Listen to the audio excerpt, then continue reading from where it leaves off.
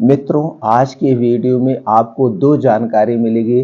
पहला, भगवान महात्मा बुद्ध का अनमोल विचार और दूसरा स्वास्थ्य से संबंधित बहुत ही महत्वपूर्ण जानकारी। इसलिए दोस्तों, ये वीडियो पूरा लास्ट तक सुनिएगा। सुनने के बाद जो इसमें जानकारी आपको अच्छी लगे वो जानकारी अपने जीवन में उतारिए, अपने जीवन को एक सफल जीवन बनाइए। चलिए पहले सुन लेते हैं भगवान महात्मा बुद्ध के अनमोल विचार को। देवदत्त के मन की ईर्ष्या तथागत गौतम की प्रसिद्धि को देखकर बढ़ती ही जा रही थी। वह किसी तरह से गौतम बुद्ध की हत्या करा देना चाहता था। उसने अज्ञात शत्रु से मंत्रणा करके एक मत वाले हाथी को खूब शराब पिलाई और उत्तेजित करके उसे उस मार्ग पर छोड़ दिया जिस ओर से गौतम बुद्ध आने वाले थे। वह मत वाला हाथी मार्ग में जो भी आया उसे रौंदता हुआ आगे बढ़ने लगा। चारों ओर चीख पुकार मची थी। लोग अपनी जान बचाकर इधर उधर भाग रहे थे क्योंकि वह हाथी अपने बस में नहीं था। उसे बहुत अधिक मात्रा में धूम्रपान कराया गया था, मदिरा पान कराया गया था। वह हाथी अपना आपा खो चुकी थी। उसी समय गौतम बुद्ध ने हाथी को विनाश करते देखा तो वह उसकी ओर बढ़े। उनके साथ के भिक्षु उन्हें रोकते रह गए पर वह नहीं रुके। मतवाला हाथी उन्हें देखकर उनकी ओर लपका। उसे अपनी ओर आता देख गौतम बुद्ध निश्चल होकर बीच मार्ग में खड़े हो गए। जैसे ही मतवाला हाथी उनके सामने आया, उन्होंने शांत भाव से अपना दाहिना हाथ अभय मुद्रा में उठाकर हाथी की ओर कर दिया। गौतम बुद्ध के शांत मूर्त को देखकर हाथी एकदम शांत हो गया। उसने सूंड ऊंची करके उन्हें प्रणाम किया और शांत भाव से वापस चला गया। हाथी को वापस जाते देख देवदत्त बौखला गया।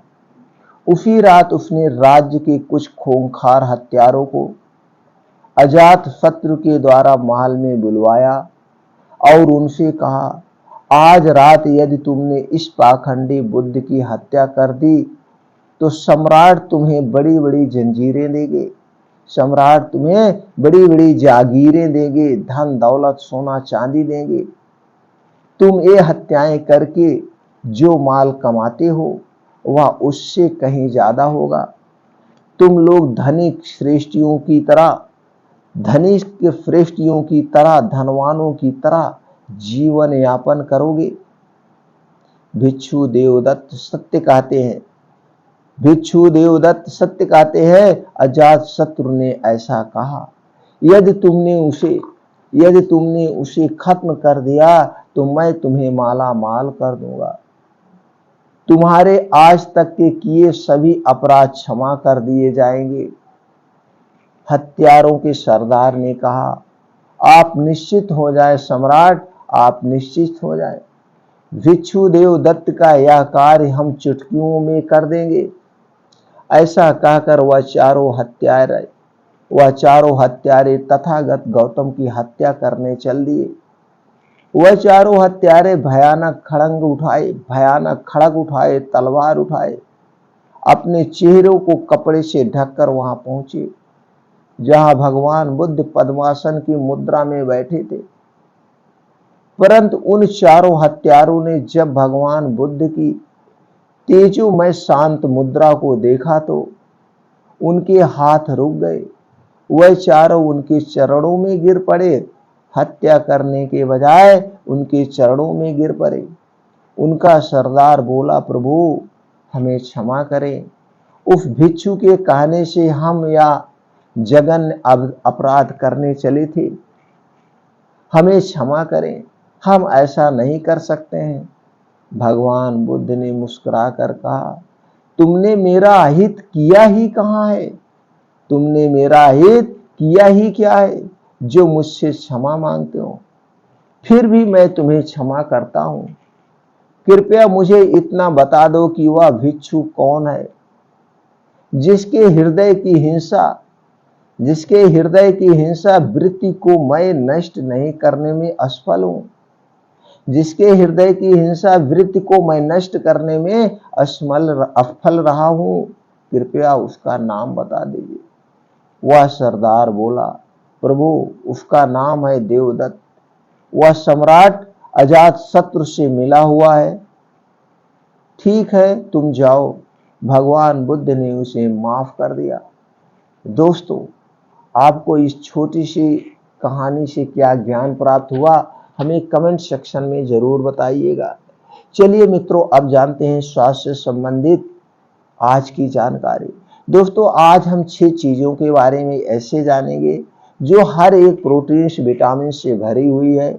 यह ऐसी चीज है जो हमारे शरीर को कभी बूढ़ा नहीं होने देगी, हमारे शरीर को कभी बीमार नहीं होने देगी। उसके बाद 2 योगा जानेंगे जो योगा हमारे शरीर को मजबूती देगा, वज्र बनाएगा और शरीर के सारे विकार को नष्ट कर देगा। और 2 नियम के बारे में जानेंगे। दोस्तों, अगर आप ये 3 चीजों के बारे में जान गए तो दोस्तों आप कभी बीमार नहीं पड़ेंगे। तो चलिए दोस्तों, एक एक करके जानते हैं। पहले जानते हैं शरीर के बारे में, तभी आपको समझ में आएगी हमारे शरीर में बीमारियां क्यों होती है, हमारा शरीर बुढ़ापा क्यों आता है हमारे शरीर में। तो दोस्तों, आपके शरीर जो है या हमारा शरीर जो है ये 5 तत्वों से बना है और हमारे शरीर में 3 दोष पाए जाते हैं, वात दोष, पित्त दोष और कफ दोष। ये 3 दोष 5 तत्व आपस में जुड़े हुए हैं, इनका आपस में संबंध है। अगर आपके शरीर के इन तत्वों में जैसे प्रोटीन, विटामिन, मिनरल, खनिज जो चीजों से हमारे शरीर का निर्माण हुआ है, इसमें कोई भी प्रोटीन विटामिन की कमी हो गई तो भी हमारे शरीर में विकार उत्पन्न होते हैं। और ये जो 3 दोष हैं, ये 3 दोष आपस में संबंध है। ये हमारे शरीर में 3 दोष कौन से हैं? वात दोष, पित्त दोष और कफ दोष। जब ये आपके शरीर का वात दोष अगर गड़बड़ होता है तो आपके शरीर में 50 से 60% बीमारियां होती हैं। और आपके शरीर का जब पित्त दोष गड़बड़ होता है तो आपके शरीर में दोस्तों 15 से 20% बीमारियां होती हैं। और आपके शरीर का जब कफ दोष ज़्यादा हो जाता है या कफ दोष डिसबैलेंस हो जाता है तो शरीर में दोस्तों 5 से 10% खतरनाक बीमारियां होती हैं। यानी 100% बीमारियां इन 3 दोषों डिसबैलेंस से होती है। तो अभी हम जान लेते ये दोष कब से कब तक हमारे शरीर में रहते हैं। तो दोस्तों, ये शरीर में जब हमारा जन्म होता है, जन्म से बाल्यावस्था के बीच में जब हम होते हैं, इस समय हमारे शरीर में कफ प्रवृत्ति बहुत ज़्यादा होती है। तो उस समय बच्चे जो होते हैं उन्हें नहीं पता है हमें क्या खाना चाहिए, क्या नहीं खाना चाहिए। तो बच्चे क्या है, बच्चे को हम जो दे देते हैं वही बच्चा खाता है। अगर हम बच्चे को कहते हैं नहीं खाना तो नहीं खाता है, वो अपनी इच्छा अनुसार कुछ नहीं ले सकता क्योंकि वो बच्चा छोटा है।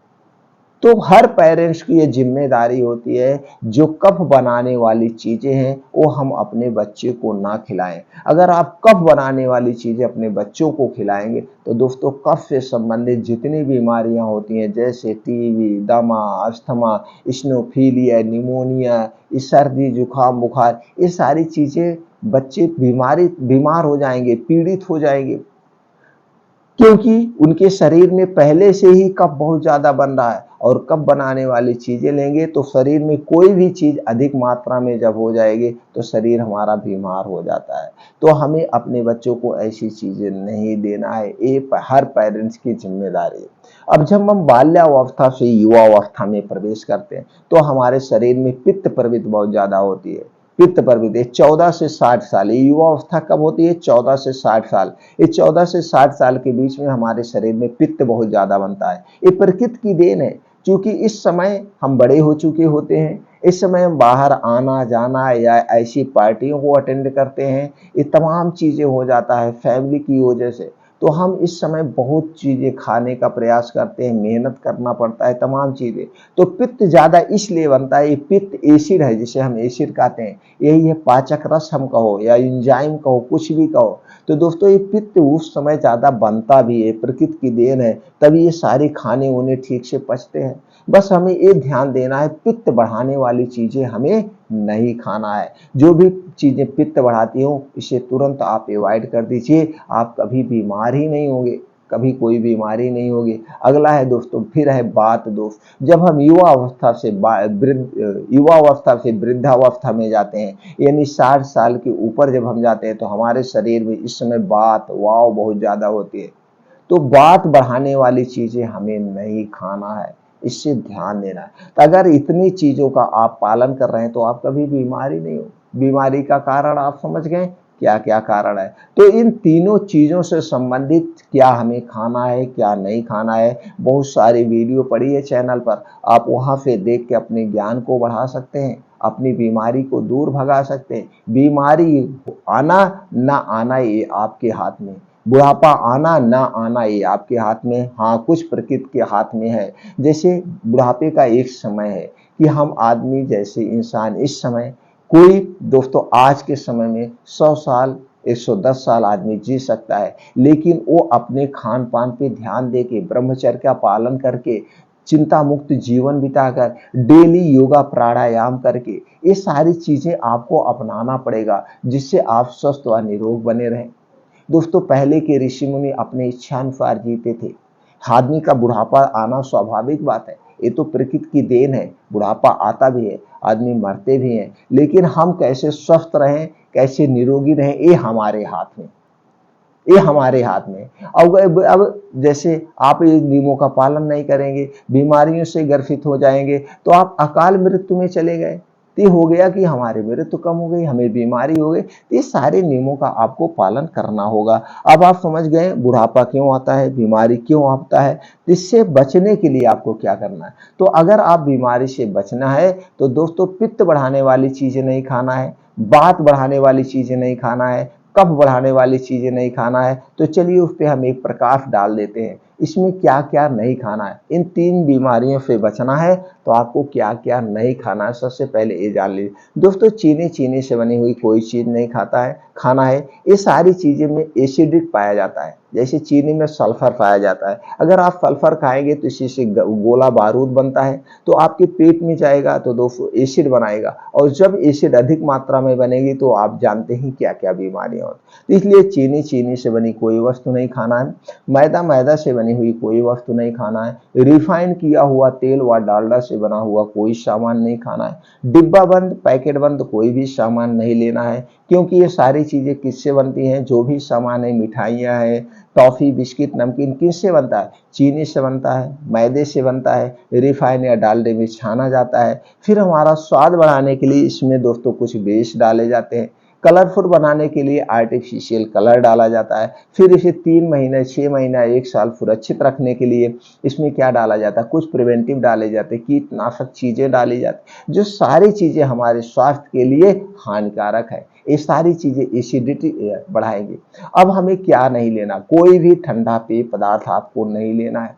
कोई भी ठंडा पेय पदार्थ, आपकी उम्र चाहे जो भी हो, कोई भी ठंडा पेय पदार्थ आपको नहीं, चाहे फ्रिज में रखा हुआ कोई सामान नहीं लेना है। हमारे भारत जैसे देश में फ्रिज की जरूरत नहीं, फ्रिज की कोई जरूरत ही नहीं है।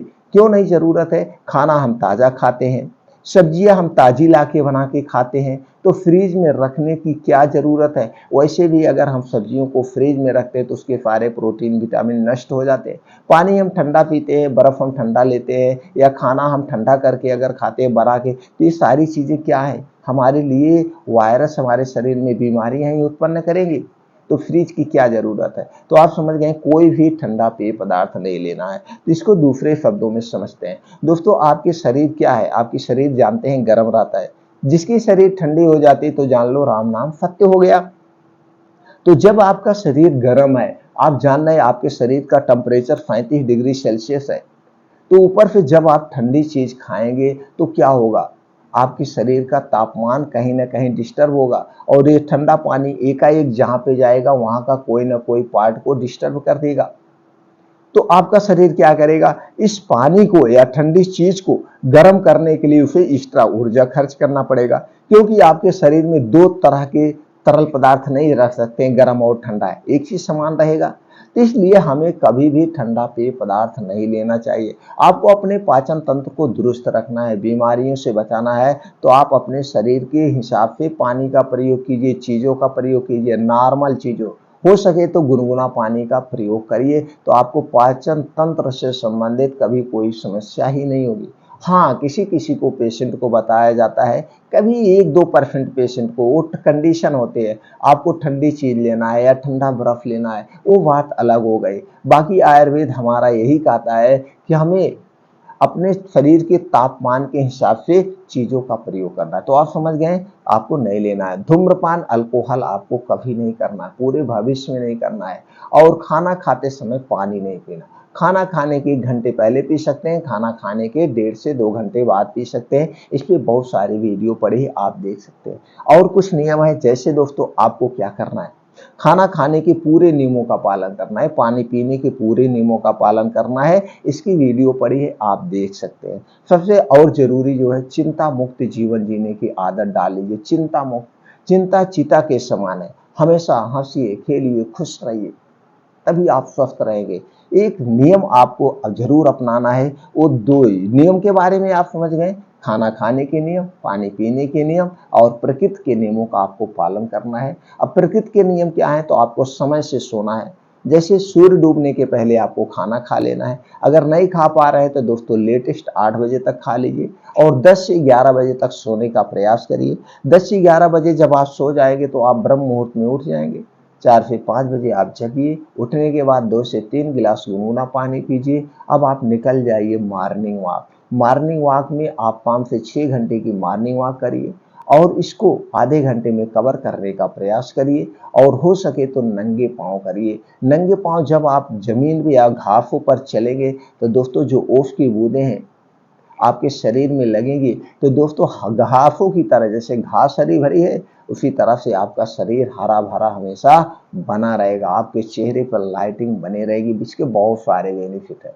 अब दोस्तों वहीं बैठ के 2 योगा करना है। 2 योगा कौन सा करना है, पहला है अनुलोम विलोम, जिसे हम नाड़ी शोधन योगा कहते हैं। आप अगर 20 से 25 मिनट अनुलोम विलोम करते हैं तो नाड़ी से संबंधित जितनी भी समस्याएं हैं सारी समस्याएं खत्म हो जाएंगी। आपके शरीर में कोने कोने तक ऑक्सीजन का संचार हो जाता है। तो दोस्तों आपको 20 से 25 मिनट अनुलोम विलोम करना है और 15 से 20 मिनट आपको कपालभाति करना है। जब आप कपालभाति 15 से 20 मिनट करते हैं तो आपका पाचन तंत्र से संबंधित जितनी भी बीमारियां हैं सारी बीमारियां क्योर हो जाएगी। अगर बीमारी नहीं है, आज से आप शुरू कर रहे हैं तो आपको पाचन तंत्र से संबंधित कोई बीमारी नहीं है और जिसका पाचन तंत्र स्ट्रांग रहता है उसके शरीर में कोई बीमारी ही नहीं उत्पन्न होती। तो दोस्तों अनुलोम विलोम और कपालभाति 2 योगा आपको जरूर करना है। ये दोनों योगा कैसे करना है इससे संबंधित यूट्यूब पे बहुत सारी वीडियो पड़ी है, किसी की भी वीडियो देख करके आप इसको सीख सकते हैं, इसे आप कर सकते हैं। अब वहीं पे बैठ के आपको ध्यान लगाना है, एक मेडिटेशन करना है। वहीं बैठ जाइए सूर्य की तरफ। अब उस समय सूर्य की धूप भी निकल आई है, सूर्य भगवान को प्रणाम करिए। प्रणाम करने के बाद आप ध्यान मग्न हो जाइए, खो जाइए आप अपने शरीर में, भूल जाइए मैं क्या चीज हूं, अपने आप को ध्यान दीजिए 15 से 20 मिनट। अगर आपने 15 से 20 मिनट अपने मन को अपने वश में कर लिया, मन को वश में करने का मतलब उस समय कोई विचार नहीं आने चाहिए, सिर्फ और सिर्फ आप ध्यान में बैठ जाएंगे। तो दोस्तों ऐसा जब आप करेंगे तो दोस्तों आपके सारी चिंताएं दूर हो जाएगा, आपका दिमाग तो तेज हो जाएगा। तो दोस्तों आप समझ गए किन किन नियमों का पालन करना है, योगा के बारे में आप समझ गए कौन सा योगा करना है। अब हम चलिए जानते हैं वो कौन सी ऐसी डाइट है, वो कौन सी चीजें हैं जिसे हमें डेली लेना है और इन चीजों को खाने से हमारा शरीर हमेशा जो है स्ट्रांग मजबूत बना रहेगा और हमारे शरीर को सारे पोषक तत्व मिलते रहेंगे जो जरूरी है। क्योंकि ये जो चीजें हर एक पोषक तत्वों से भरा है, calcium, vitamin, protein, phosphorus, iron, vitamin B1, vitamin B6, antioxidant का प्रमुख स्रोत, तरह तरह के प्रोटीनों से भरा है। तो दोस्तों चलिए अब जानते हैं क्या लेना है। रोज सुबह आपको इसे खाली पेट खाना है, रात में भिगो देना है, सुबह खाली पेट खाना है। क्या है, पहला अलसी का बीज 1 चम्मच, कद्दू का बीज 1 चम्मच, सूरजमुखी का बीज 1 चम्मच, तरबूज का बीज 1 चम्मच, मेथी दाना आधी चम्मच, मूली का बीज 1 चम्मच, बादाम 6 से 7 पीस, अखरोट 2 से 3 पीस, किशमिश 15 ग्राम, मूंग साबुत खड़ी हुई मूंग 20 ग्राम। ये सारी चीज़ें आप मार्केट से लाइएगा, खूब अच्छी तरह से धुलना है। धुलने के बाद मिट्टी के बर्तन में इसे भिगो देना है और सुबह इसे जब योगा मेडिटेशन करके आप घर पे आएंगे, आराम से बैठ जाइए। बैठने के बाद इसे खूब चबा चबा के खाना है। बस याद रखना है, इसे खाने के 2 घंटे बाद तक कुछ भी खाना पीना नहीं और इसके खाने के 1 घंटे पहले भी कुछ नहीं खाना पीना। इस बात का आप हमेशा ध्यान रखिए, तभी इसका पूर्ण रूप से फायदा मिलेगा। अब ये चीज़ें में एक ध्यान देना है, जो इसमें बादाम आप लेंगे, बादाम मार्केट में 2 टाइप की मिलती है, एक खट्टी बादाम और एक मीठी बादाम। आपको खट्टी बादाम नहीं लेना है, खट्टी बादाम में साइनाइड टाइप का पॉइजन पाया जाता है जो स्वास्थ्य के लिए हानिकारक है। दूसरी चीज़ें, ये जो कद्दू का बीज, सूरजमुखी का बीज, तरबूज का बीज, ये जो खरीदेंगे दोस्तों, ये आप पंसारी की दुकान से खरीदेंगे, बीज भंडार की दुकान से नहीं। ये बीज भंडार वाली दुकान बोने के लिए होता है, जमाने के लिए होता है, ये शोधित किया होता है, केमिकल डाला हुआ होता है, इसे आपको नहीं लेना है। आपको पंसारी के यहाँ से लेना है, खाने वाली लेना है, खाने वाले बीज लेना है, या किराने की कुछ दुकान वाले भी रखते हैं वहाँ से लेना है, या जड़ी बूटी की दुकान से आपको लेना है। ये बीज खाने वाले लेना है। जमाने वाला, खाने वाला 2 टाइप का होता है। जमाने वाले में 2 तो शोधित किया जाता है, केमिकल डाला जाता है, और जो खाने वाला होता है इसमें शोधित नहीं किया जाता है, इसमें केमिकल नहीं पड़ा होता है। इस बात का आप हमेशा ध्यान रखेंगे। दूसरा चीज, आपको 1 प्लेट सलाद लेना है। सलाद सबको खाना चाहिए, सलाद अमृत के समान है। सलाद ही बहुत सारी बीमारियों को नष्ट कर देती है। तो जो हमने सलाद का कॉम्बिनेशन बनाया दोस्तों, इसके कितने बेनिफिट हैं आप जान के चौंक जाएंगे। आपके शरीर के सारे प्रोटीन, विटामिन की पहली बात पूर्ति करेगा। दूसरी चीज, blood pressure, heart attack, cholesterol, thyroid, prostate, blood sugar, blood pressure जैसी गंभीर बीमारियों से भी बचाएगा। यहाँ तक कि हार्ट अटैक जैसी गंभीर बीमारी आपको नहीं होगी जिस दिन से ये सलाद आप खाना शुरू कर देंगे। इस सलाद में क्या क्या पाया जाता है इसको चलिए जान लेते हैं। इसे कब खाना है? जिससे दोस्तों आपको खाना है रोज दोपहर में आप खा सकते हैं, या सबसे उचित समय है शाम को 5 से 6 बजे। इस समय आपको खूब जोरों की भूख लगती है, तो कहीं आप समोसा खाते हैं, कहीं आप पकौड़ी, कुछ ना कुछ खाते हैं। दोपहर में आपको भूख लगती है तो कुछ ना कुछ खाते हैं, तो इसी समय इसे आपको खाना। बस खाने समय एक ध्यान देना है, इस सलाद को खाने के 1 घंटे पहले कुछ नहीं खाना है। सलाद खाने के 2 घंटे बाद तक कुछ भी खाना पीना नहीं है। एक बिस्किट, पानी, गिलास कुछ नहीं पीना है, कुछ भी खाना पीना नहीं है। इस बात का आप हमेशा ध्यान रखें। और एक चीज जान लीजिए, सलाद आपको कितना खाना चाहिए? जितना आपका वेट है, आपके वेट का 5%। जैसे आपका वेट कितना है? आपका वेट 50 किलो है तो 250 ग्राम सलाद। आपका वेट 60 किलो है तो 300 ग्राम सलाद। इसी हिसाब से आप सलाद को मात्रा नाप लीजिए। अब आप समझ गए सलाद कब खाना है, कितनी मात्रा में खाना है, कैसे खाना है। बस खाने के साथ मत खाइएगा। अगर सलाद को आप खाने के साथ खाएंगे तो इसके फायदे नहीं मिलेंगे, नुकसान होगा। अगर आप खाने के साथ सलाद खाएंगे विष के समान है। तो दोस्तों चलिए जानते हैं सलाद में क्या क्या पाया जाता है, क्या क्या लेना है आपको। गाजर 100 ग्राम, टमाटर 50 ग्राम, प्याज 50 ग्राम, चुकंदर 50 ग्राम, अदरक का 3 से 4 इंच का 1 टुकड़ा, लहसुन लेना है 3 से 4 कली, पुदीना की पत्ती लेना है 10, हरी धनिया की पत्ती 2 चम्मच कटी हुई ले लीजिएगा, भुना हुआ जीरा पाउडर आधा चम्मच, काली मिर्च का पाउडर 2 चुटकी, काला नमक स्वादानुसार। ये सब एक प्लेट में काट के आपको यही सलाद रोज खाइए दोस्तों, आपके शरीर की सारी बीमारियां फतह ठीक हो जाएगी। और जो पहले सुबह खाली पेट हमने बताया, इससे आपके शरीर मजबूत होगी, शरीर के सारे पोषक तत्वों की पूर्ति होगी, और ये सलाद भी सारे पोषक तत्वों की पूर्ति करेगा। तो दोस्तों 2 चीजें हो गई। तीसरा आपको लेना है शाम को 5 से 6 बजे। शाम को 5 से 6 बजे त्रिफला चूर्ण आता है, मार्केट में आपको मिल जाएगा। त्रिफला चूर्ण लेना है 1 चम्मच, शहद यानी हनी लेना है 2 चम्मच। दोनों को एक में मिला करके शाम को 5 से 6 बजे आपको ऐसे चाट लेना है। बस इसको खाने के बाद आप 1.5 से 2 घंटे तक पानी नहीं पिएंगे, और इसे खाने के 1 घंटे पहले पानी नहीं पिएंगे। इस बात को आप ध्यान रखें। तो त्रिफला चूर्ण और शहद आपके शरीर को इतनी शक्ति देगा कि आपका शरीर हाथियों जैसी ताकत आ जाएगी। और इस पे एक मुहावरा भी प्रसिद्ध है, त्रिफला जो सेवन करे घृत शहद के संग, हाथी बांधे बगल में 3 कोस तक जाए। अब आप समझ गए, 3 कोस का मतलब 1 कोस में 3 किलोमीटर, 9 किलोमीटर। अगर आप त्रिफला और शहद एक साथ सेवन कर रहे हैं, या त्रिफला को आप घी के साथ ले सकते हैं, तो दोस्तों शुद्ध होना चाहिए। एक घी दोस्तों और इस शहद मार्केट की नहीं होनी चाहिए। या तो आप त्रिफला शहद ले सकते हैं या त्रिफला घी ले सकते हैं, लेकिन सबसे अच्छा है त्रिफला और शहद। तो दोस्तों इस शहद किसी कंपनी का अच्छा नहीं है, कहीं पे फार्म हो वहां पे जा करके आप शुद्ध शहद लाइए और दोनों को लीजिए। तो आपको देखिए आपके शरीर में कैसे बदलाव आता है, आपकी शरीर की ताकत कैसे बढ़ जाती है। उम्र कोई भी हो, कोई माने नहीं, लेडीज जेंट्स कोई भी हो, सभी लोग इसका प्रयोग कर सकते हैं और इसके फायदे ले सकते हैं। अब दोस्तों रात में एक चीज सोते समय और करना है, रात का खाना नाम मात्र खाइए। रात का खाना प्रयास करिए 8 बजे तक सिर्फ 2 रोटी या 1 रोटी थोड़ी सी सब्जी लेना है, इससे ज्यादा कुछ नहीं खाना है। जो कुछ आप खाएं या जो आधा घंटा 2 घंटे में वो पच जाए। अब जैसे आपने 8 बजे खाना खा लिया, अब रात 9 बजे आपको लेना है 1 गिलास दूध। ये दूध आपका घर का होगा, पैकेट का नहीं चाहिए। 1 गिलास दूध में आप डालेंगे अश्वगंधा पाउडर 1 चम्मच। अश्वगंधा पाउडर आपको मार्केट में मिल जाएगा, किसी कंपनी का आप ले लीजिएगा। 1 गिलास दूध में 1 चम्मच अश्वगंधा पाउडर डाल के इसे रात को सोते समय आपको पीना है। कब पीना है? रात को सोते समय। तो अगर आप रात को सोते समय 1 गिलास अश्वगंधा पाउडर ले रहे दूध के साथ, तो दोस्तों जान लीजिए आपको बहुत शरीर में ताकत मिलेगी। सोते समय लेना है, बस दूध पीने के 1 घंटे के बाद आपको सोना है।